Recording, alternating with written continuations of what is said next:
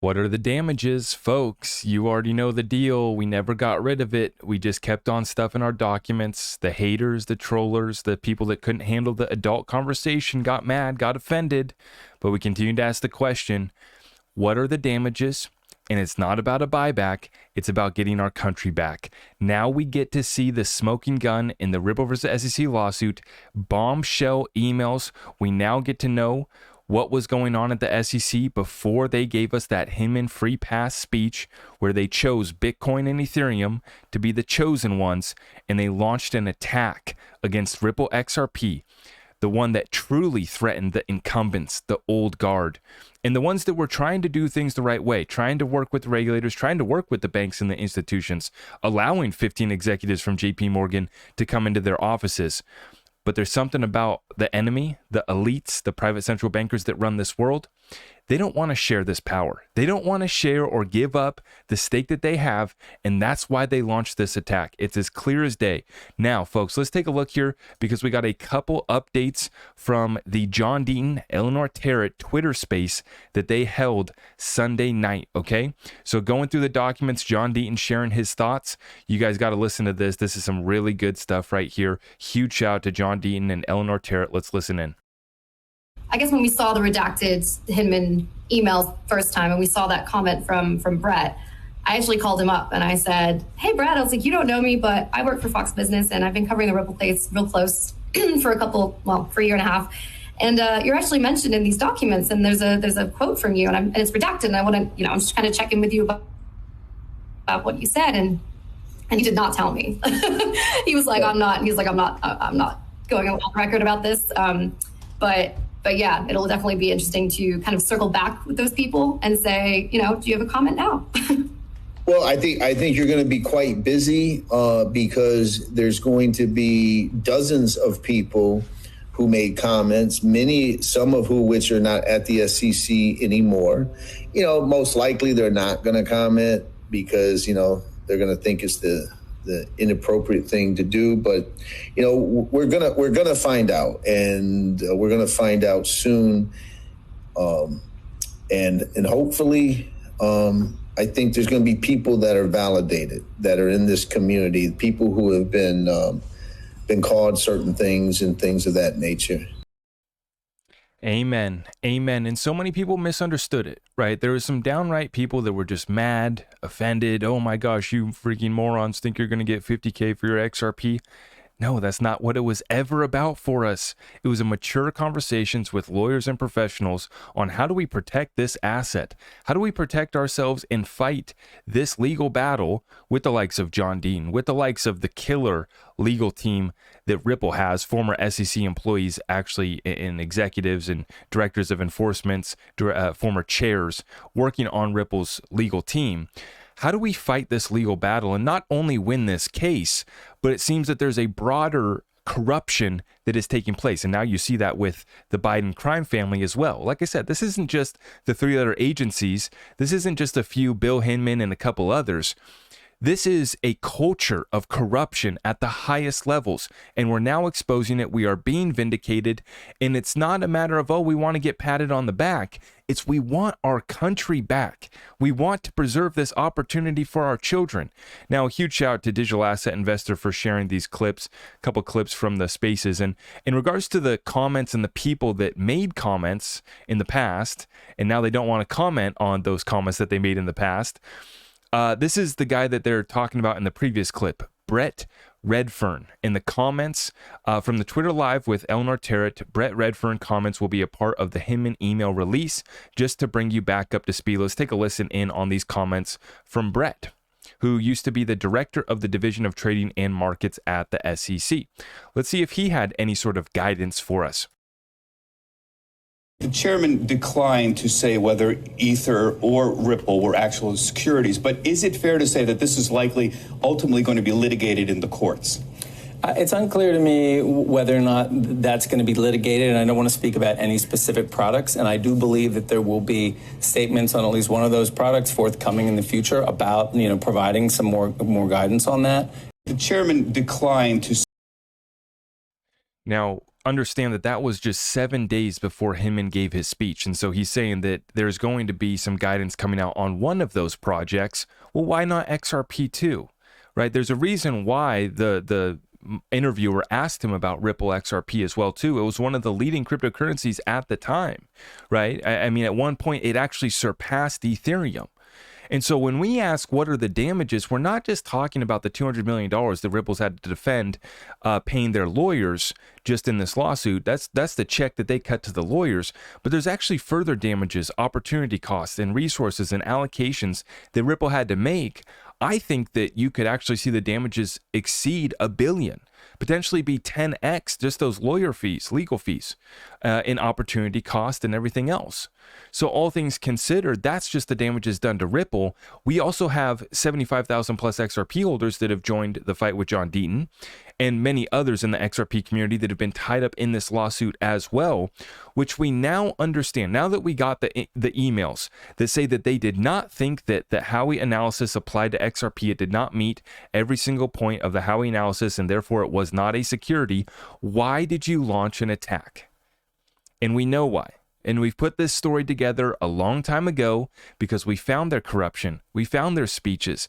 We see Joseph Lubin bragging arrogantly about getting this free pass. And so we've understood, those in the community that are now being vindicated, we've understood this for a while. It's a beautiful thing to see it come full circle. And like I said, we're going to double down on this energy here in America. It's so much more than our little XRP token. This is about getting our country back. We have exposure up to the very top with a completely compromised White House. And so it's so much bigger than just winning this case, than just seeing Bill Hinman get exposed. It's the three-letter agencies at the SEC being one of them. You see what happened at others. You see what happened with our weaponized FBI. And so the same thing's been taking place across the board. Like I said, a culture of corruption. And another clip here from this Twitter space here tonight with John Dean and Eleanor Terrett. Let's take a listen in on this one. Why give the speech in regards to the Hinman Ethereum free pass? If they didn't have clarity, if it was going to just confuse people further, why did they give the speech? Let's take a listen here on John Deaton. How many people, Ellie, in the emails said that this speech was a bad idea? Now, that's open to interpretation. When Brett Redfern said, let's assume that's what he said. We're going to see an email from him that says, this speech, in my opinion, is going to lead to more market confusion. If there are other people in there that said that, why give the speech? Right. Why give the speech? How many people? Why give the speech? And he's talking about this same guy from the last clip here, Brett Redfern. He made these comments. Will there be an email that shared that he, you can see they all were uncomfortable at this time because they knew what they were doing. These guys aren't stupid. They were giving the Ethereum free pass. They were choosing Bitcoin and Ethereum for whatever reason. The government wanted to see Bitcoin succeed, and they wanted to provide clarity for Ethereum. But in regards to Ripple, he was directly asked, are you going to provide clarity or guidance on XRP, Ripple, or Ethereum? And he said, on one of those, we will, right? But are we later going to see emails from Brett and others at the SEC that are confirming that this was only going to add confusion if you only give clarity to some and not others, or provide the guidance that, the checklist that you went through to determine whether or not Ethereum was a security or not? And now recall Fred Rispoli's filed this declaratory judgment against the SEC, just trying to get an answer. My company's using Ethereum. We hold Ethereum at HODL law. Can you give us clarity on whether or not, yes or no, is Ethereum a security? And they won't do it. And they tried to throw his case out. And so what we've done, what we've seen here exposed, is that this was a weaponized SEC, just like a weaponized FBI. They went after Trump's campaign, whether you love him or hate him. We do not want a weaponized three-letter agency against a legal, constitutional campaign. We do not want our government and our three-letter agencies ruling through enforcement. That's what's been taking place a weaponized SEC. We now have the smoking gun. It's all coming, and yet people are still wearing out. They're still giving up. They're calling it quits right now. When we're about to win this case, when we're about to have clarity for the secondary market, there is no way that they win this case and can say that all sales of XRP are securities offerings. There is no way. Never in almost 80 plus years of this law in place has this ever been the instance of the underlying asset being a security. So it's coming. Our time is here. I'm not going to give you a date. I'm not going to give you a prediction, but I am going to let John Deaton give you a prediction in regards to when are we going to get this settlement. Let's take a listen in on John Deaton's prediction.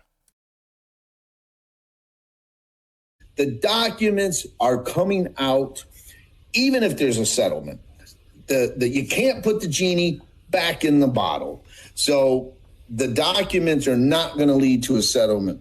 And I just don't think there will be a settlement until we get a judgment from Judge Torres. Only then could there be a post-summary judgment settlement.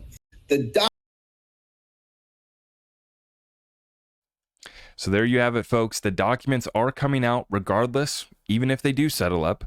But the prediction from John Deaton is that we're going to get that ruling on summary judgment from Judge Torres, and then the potential for settlement would open up if Ripple catches some victories. And that is what we're looking for, is that even if we don't get direct guidance, direct clarity, but we get indirect clarity by the judge saying that I can't say that all sales of XRP are unregistered securities, and hopefully she'll cite some of those that filed the amicus briefs, so the 75,000 holders that signed the petition with John Deaton, right? And other companies that filed and said, hey, we're using the XRP ledger with or without Ripple. We are not in partnerships with Ripple. We don't even know Ripple barely. Everyone knows Ripple. They use the XRP ledger, of course. But we're not in a relationship with Ripple. We're not relying on Ripple at all to use the XRP ledger. This thing is decentralized. It does not meet the Howey Prong analysis as is shown in your own internal emails, your own internal documents. But why did you do it? Because you guys are corrupt as hell. And it's a culture of corruption, and we're here to end it. And like I said, if we want an opportunity for our children, it's going to be up to us as Americans to stand up and say, this is enough. We've gone too far with not just the SEC, other three-letter agencies, other bureaucracies in our government. It's gotten way too out of control. And we have to rein this thing back in. We have to find the law once again, and thank God we still have somewhat of a rule of law here in the United States. This case is ours. We have won this case.